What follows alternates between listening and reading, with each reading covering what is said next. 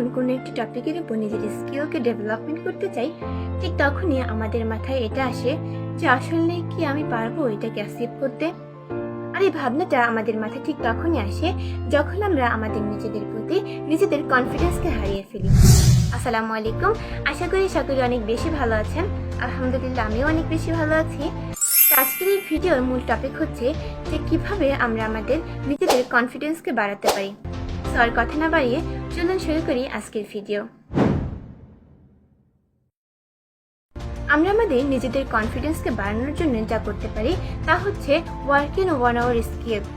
আর আমাদের মাঝে কনফিডেন্স ঠিক তখনই আসবে যখন আমরা কোনো একটা কাজে নিজেকে যোগ্য মনে করি। এজন্য সবসময় নিজের স্কিলের উপর ফোকাস করা উচিত। আমাদের মাঝে অনেক রকম কোয়ালিটিস থাকতে পারে, তার মধ্যে কিছু কিছু কোয়ালিটিকে বেছে নিয়ে এগুলোর উপর মাস্টার হতে হবে, যাতে করে সেগুলোকে আমরা আমাদের নিজেদের ক্যারিয়ারে কাজে লাগাতে পারি। তাছাড়া নতুন স্কিল শিখতে গেলে আপনাকে অনেক রকম problem, challenges and failure face করতে হবে। তাছাড়া কনফিডেন্স আপনাকে সাফল্যের নিশ্চয়তা না দিলেও জীবনের প্রবলেমগুলোকে কিভাবে ফেস করতে হবে তার জন্য পারফেক্ট বানিয়ে তুলবে। তাই নিজের উপর কনফিডেন্সটা মাস্ট থাকা দরকার। এজন্য সবসময় নিজেকে কোনো না কোনো স্কিলের ডেভেলপমেন্ট করা প্রয়োজন।